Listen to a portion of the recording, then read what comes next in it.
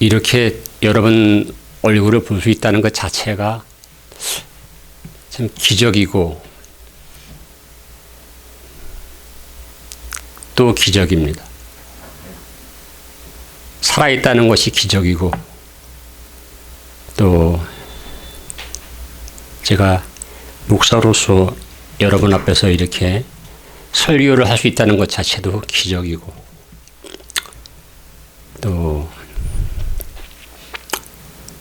우리가 이렇게 만나서 같이 할 수 있는 이 시간 자체가 기적이다라고 생각을 합니다. 요즘에는 정말 하루하루가 아침에 눈 떠서 저녁에 잠자리에 드는 그 순간까지 살아있다는 것 자체가 기적인 것 같아요, 저는.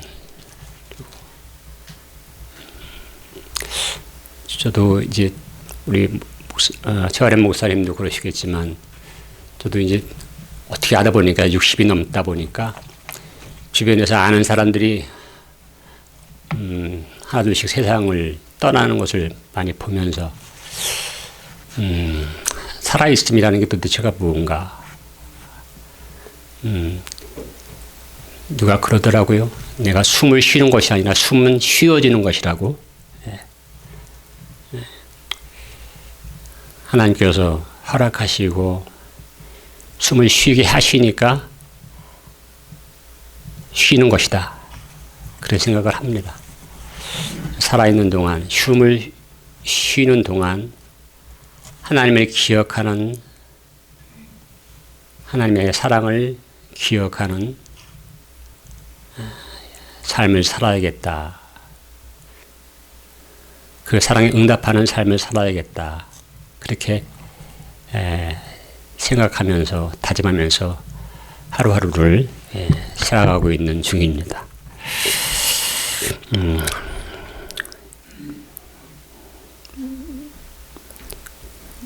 자꾸 얘기가 길어지면 안 되니까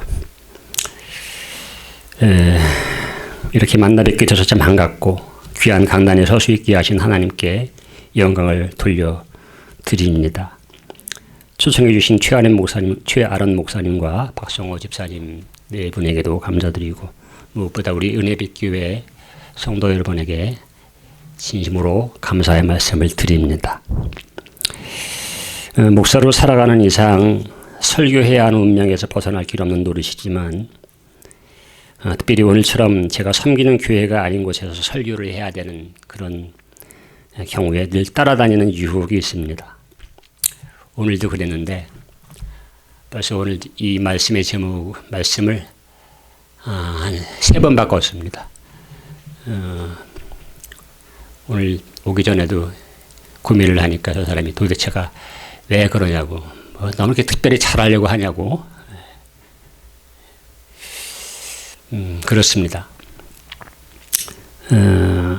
설교를 잘해야겠다는 욕심이지요. 그럴 때마다 저는 존 포웰이라고 하는 가톨릭 수사 심리학자의 체험담을 떠올리게 됩니다.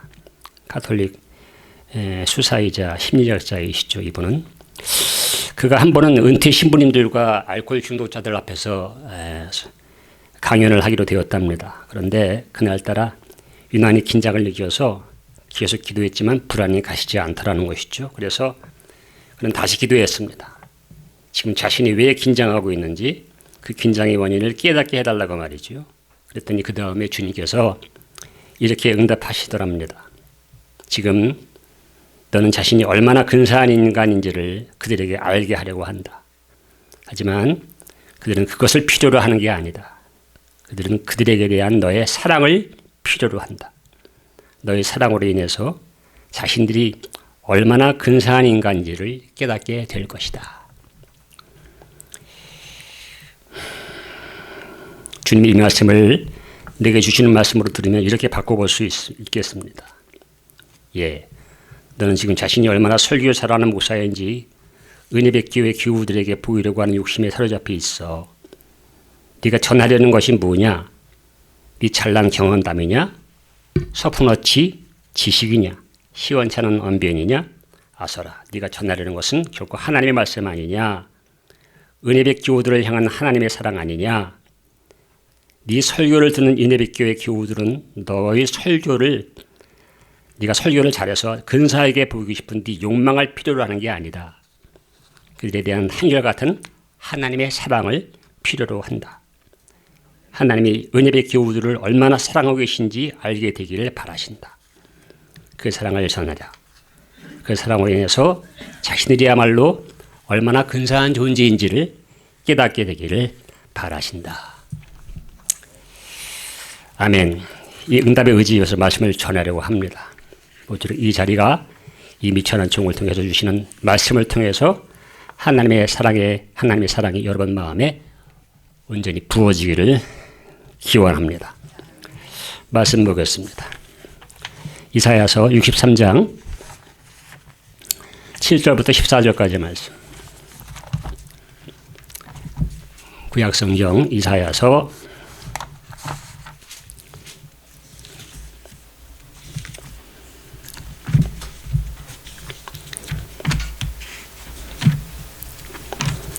7절부터 14절까지 말씀. 저와 여러분이 한 절씩 교독하겠습니다. 내가 여호와께서 우리에게 베푸신 모든 자비와 그의 찬송을 말하며 그의 사랑을 따라 그의 많은 자비를 따라 이스라엘 입에 베푸신 큰 은총을 말하리라.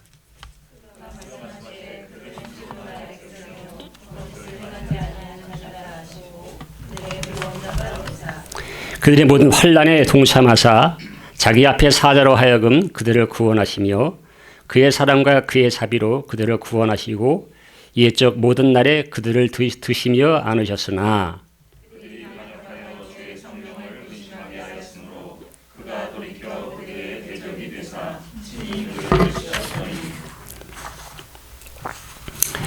백성이 옛적 모세의 때를 기억하여 이르되 백성과 양떼의 목자를 바다에서 올라오게 하시니가 이제 어디 계시냐? 그들 가운데 성령을 주시니가 이제 어디 계시냐?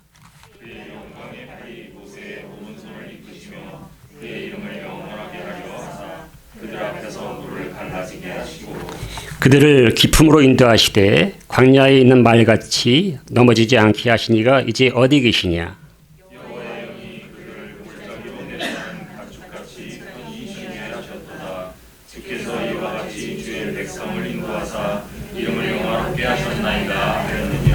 아멘.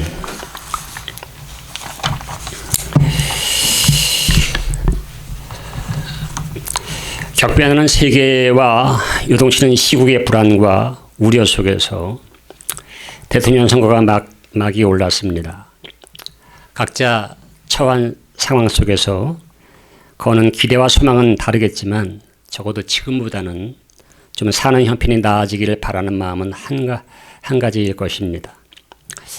작년 12월 계엄과 탄핵 정국 이후에 어떻게 새해를 맞이했나 싶게 정신없이 지난 반년이었습니다.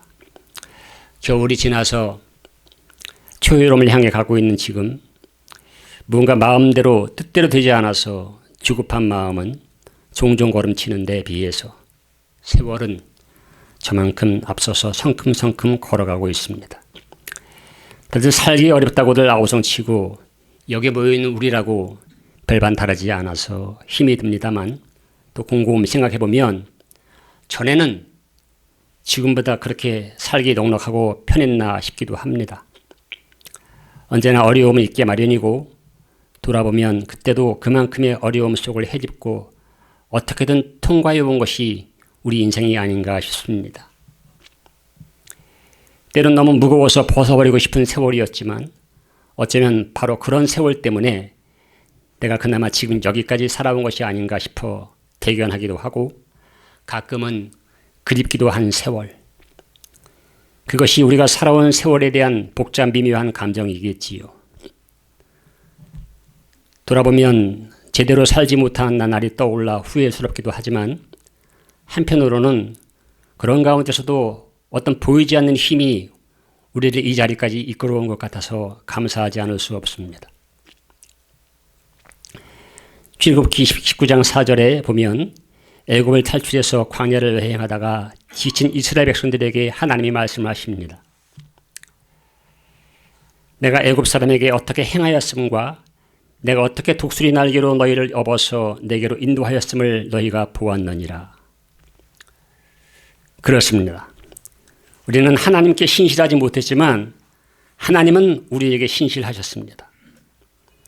오늘 이사야 본문은 선택받은 이들을 향한 하나님의 사랑을 요약해서 보여주고 있습니다. 8절을 보겠습니다. 8절 함께 읽습니다. 시작. 그들의 모든 환난에 동참하사 자기 앞에 사자로 다시 하면 8절 시작. 그가 말씀하시되 그들은 실로 나의 백성이요 거짓을 행하지 아니하는 자녀라 하시고 그들의 구원자가 되사. 그래요. 하나님의 백성들을 보고 거짓을 행하지 아니하는 자녀라고 하시니까 좀 당황스럽습니다. 소도 제 임자를 알고 나귀도 주인이 저를 어떻게 먹여 키우는지 알건만은 이스라엘은 알지 못하고 나의 백성은 깨닫지 못하는구나 하시면서 탄식하시던 하나님이 마음이 바뀌신 것일까요? 그렇지 않습니다. 만물보다 더 거짓되고 아주 썩은 것이 사람의 마음이라는 것을 하나님이 왜 모르시겠습니까?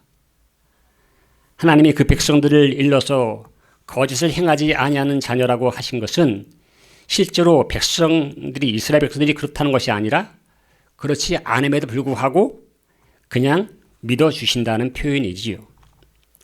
그렇습니다. 우리가 하나님을 믿는 것처럼 하나님도 우리를 믿어주십니다. 아니 어쩌면 하나님을 향한 우리의 믿음과는 비교도 할 수 없이 큰 우리를 향한 하나님의 믿음 때문에 우리는 살 수 있습니다.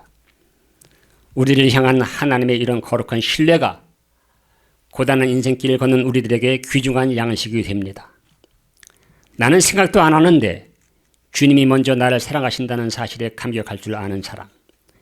그 사랑에 감격하여 자기 자신을 맡기는 사람에게 주님은 새로운 인생을 열어주십니다. 그 인생은 하나님과 관계를 맺고 사는 인생입니다. 더 정확히는 우리가 하나님의 아들, 딸이 되어서 사는 인생입니다. 그것은 신앙의 신비라고 밖에는 표현할 길이 없는 엄청난 사실입니다. 이사야는 본문 말씀을 통해서 아들, 딸을 향한 부모의 사랑처럼 백성 때문에 아파하시는 하나님의 사랑을 말하고 있습니다. 9절을 봅니다. 자, 시작. 그들의 모든 환난에 동참하사 자기 앞에 사자로 하여금 그들을 구원하시며 그의 사랑과 그의 자비로 그들을 구원하시고 옛적 모든 날에 그들을 드시며 안으셨으나. 이 얼마나 놀라운 말입니까? 하나님이 우리의 모든 환난에 동참하신다니요. 하나님이 우리의 환난에 동참하신 이유는 다름 아닌 사랑 때문입니다. 사랑이 없다면 그렇게 애태울 필요가 없습니다.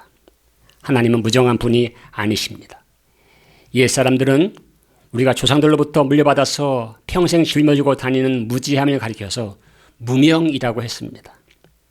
그 뜻은 눈이 어둡고 똑바로 보지 못한다는 의미입니다.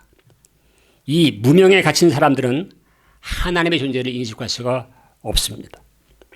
하지만 하나님의 사랑을 경험한 사람들은 하나님께서 나의 환난에 동참하시고 애태우시며 함께 아파하신다는 사실을 압니다. 아파하시는 사랑, 그게 긍휼이지요. 아마 아실 텐데 히브리어에서 긍휼이라고 하는 말은 원래 여인의 자궁, 히브리 말로 라함이라고 말인데 이 자궁이라는 말에서 나왔다고 합니다. 생명을 품어 안고 기르는 모태로서의 자궁은 여성의 가장 깊은 감정이 머무는 자리입니다. 엄마들이 자식의 고통에 특히 예민한 이유가 바로 자신의 고통을 느끼기 때문에, 자신의 고통으로 느끼기 때문이라는 얘기도 있습니다. 하나님의 사랑을 경험한 사람들은 그 사랑을 달리 표현할 길이 없어서 어머니의 사랑에 빗대서 말한 것 같습니다. 9절 마지막 부분 옛적 마지막 날에 그들을 드시고 안으셨다는 표현만 해도 그렇습니다. 어머니와 같이 나의 아픔에 깊이 공감하시고 반응하시는 하나님, 그래서 투정도 하고 감히 흥정도 할 수 있는 하나님, 이런 사랑은 사람들의 이론과 철학으로는 결코 알 수가 없습니다. 그저 살아온 경험을 통해서만 알 수 있을 뿐입니다. 그런데 인간의 우매함은 끝이 없어서 다급할 때는 하나님을 찾다가도 형편이 나아지면 언제 그랬냐는 듯이 하나님께 등을 돌리곤 합니다. 예레미야 선지자의 말은 그래서 아프게 다가옵니다. 예레미야 6장 23절 그러나 너희는 목이 곧아서 고집이 세고 반역하는 백성이어서 너에게서 돌아서서 멀리 떠나고 말았다. 나에게서 또 돌아서서 멀리 떠나고 말았다. 성경은 어쩌면 세상을 향한 하나님의 짝사랑의 기록인지도 모르겠습니다. 목이 곧고 고집이 세고 충동에 사로잡힌 사람, 그것은 바로 우리 자신의 모습입니다. 삶이 무겁고 우울하고 쓸쓸한 것은 이런 하나님의 사랑을 모르거나 아니면 모른 채 하고 살기 때문입니다. 우리의 이런 냉담함과 배반에 하나님은 근심하십니다. 그래서 하나님은 이스라엘 백성의 배신과 거역을 책망하시고 때로는 매를 들어 치시기도 하지만 그것은 징벌 그 자체를 위한 것이 아니었습니다. 10절을 읽습니다. 10절 자 시작. 그들이 반역하여 주의 성령을 근심하게 하셨으므로 그가 돌이켜 그들의 대적이 되사 친히 그들을 치셨더니. 그러나 그런 고통 속에서도 하나님의 메시지를 듣는 귀가 열린 사람에게 고통은 그를 하나님께 잡아매는 끈이 되기도 합니다. 삶에 고통이 없다면 하나님의 사랑을 절실히 사모하겠습니까? 고통은 우리가 한계를 가진 인간임을 자각하게 합니다. 고통은 우리가 집착하고 있던 것들의 사소함과 허망함을 일깨워 줍니다. 우리 삶을 해일처럼 엄습하는 고통의 원인이 무엇인지 모두 알아차릴 수는 없지만 한 가지 분명한 것은 하나님은 그런 시련과 고통이 우리에게 의미 없이 허비되기를 원치 않으신다는 것입니다. 고통은 우리 삶을 근본으로부터 다시 성찰하라는 하나님의 초대장인 것이지요. 한 해를 시작하면서 하나님 앞에서 서원하고 처음 먹었던 결심이 여전히 유지되고 계신가요? 모르긴 해도 지금쯤은 많이 빛이 바래고 심지어는 언제 내가 그런 결심을 했던가 기억조차 희미해질 수도 있을 것입니다. 생각해보니 지난주가 어버이 주일이었습니다. 이제 우리는 다시금 하나님의 아들, 딸로서 어버이 되시는 하나님과의 관계 회복을 간절히 원해야 합니다. 우리가 다시 하나님의 아들, 딸로서 하나님께 자비와 긍휼을 구하면 하나님은 옛적에 홍해를 가르셔서 이스라엘을 구원하셨듯이 우리들도 이 고통에서 해방시키시고 구원하실 것입니다. 11절에서 14절까지 함께 읽습니다. 자, 11절 14절까지 시작. 백성이 옛적 모세의 때를 기억하여 이르되 백성과 양떼의 목자를 바다에서 올라오게 하시니가 어디 계시냐. 그들 가운데 성령을 주시니가 이제 어디 계시냐. 그의 영광의 팔이 모세의 오른손을 이끄시며 그의 이름을 영원하게 하려 하사 그들 앞에서 물이 갈라지게 하시고 그들을 기품으로 인도하시되 광야에 있는 말같이 넘어지지 않게 하시니가 이제 어디 계시냐. 여호와의 영이 그들을 골짜기로 내려가는 가축같이 편히 쉬게 하셨도다. 주께서 이와 같이 주의 백성을 인도하사 이름을 영화롭게 하셨나이다 하였느니라. 고통의 순간과 위기의 때에 우리가 드려야 할 기도는 이것입니다. 우리를 구원하실 분은 다름 아닌 하나님이라는 사실을 기억해야 합니다. 우리는 누구입니까? 사람들은 그것이 재산이든 학력이든 명예든 자기가 가지고 있는 것이 마치 자기 자신인 양 착각하면서 삽니다. 하지만 그것은 모두 시간과 더불어서 사라져갈 것들입니다. 그러나 결코 사라지지 않는 것이 있습니다. 변함없는 사실이 있습니다. 그것은 바로 우리의 신분입니다. 우리는 누구입니까? 잊지 마십시오. 우리는 하나님의 사랑받는 아들, 딸입니다. 이 사실을 깨달은 사람은 남들 앞에서 우쭐거리지도 않고 또 반대로 주눅이 들지도 않습니다. 한 일이 적어도 가진 것이 적어도 우리는 하나님의 아들, 딸입니다. 이전에도 그랬고 지금도 그렇고 앞으로도 그럴 것입니다. 이 사실을 잊지 않고 아버지 되시는 하나님, 어머니 되시는 하나님의 마음을 알아들이려는 노력을 해야 합니다.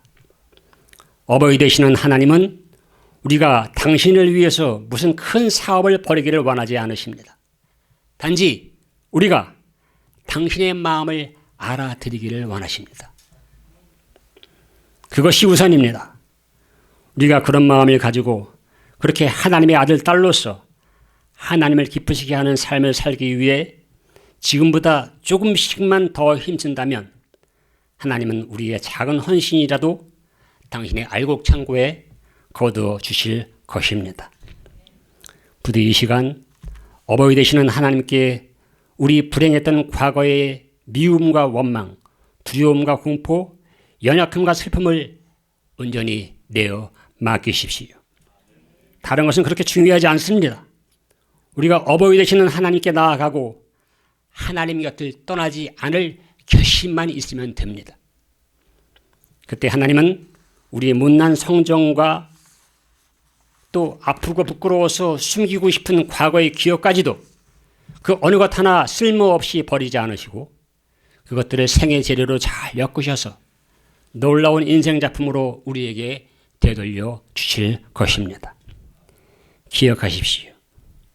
우리는 한 사람 한 사람 귀한 존재라는 것, 모두 하나님의 귀한 아들, 딸이라는 것을, 하나님의 은혜와 사랑이 은혜빛교회와 여기 모인 우리 모두에게 함께 하시기를 간절히 축원합니다.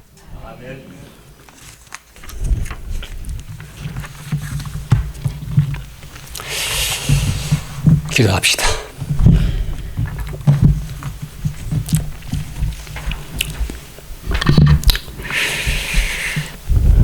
하나님, 부족하고 늘 두렵기만 한 이 종을 여기 이곳 은혜빛교회에 부르셔서 당신의 말씀을 맡겨주시고 또 입을 열어서 선포할 수 있게 하시니 감사합니다. 우리 주님, 저들 마음에 주의 성령을 부어주셔서 여기서 나간 말씀이 하나님의 말씀으로 온전히 받아들여질 수 있도록, 아멘으로 온전히 응답할 수 있도록 저들의 마음을 온전히 열어 주신 것을 감사함으로 고백하고 믿습니다. 주님, 우리 모두 하나님의 사랑받는 아들, 딸임을 말씀을 통하여 다시금 확인하였사오니 이 말씀이 우리의 사는 날 동안 온전히 우리를 이끌어가는 귀한 나침반이 되게 하여 주옵소서. 주님만을 바라보며 주님께만 희망을 두고 주님께서 우리를 지극히 사랑하시는 것을 매일매일 순간 깨닫게 하시고 고백하게 하시고 인정하게 하셔서 또한 그것을 이웃들과 나누게 하셔서 주의 사랑받는 아들, 딸로서의 기쁘고 활기차고 복된 삶을 살며 누리고 또한 전하고 살아갈 수 있도록 축복하여 주옵소서. 오늘도 주께서 주신 귀한 말씀에 감사하며 예수님의 이름으로 기도하옵나이다. 아멘.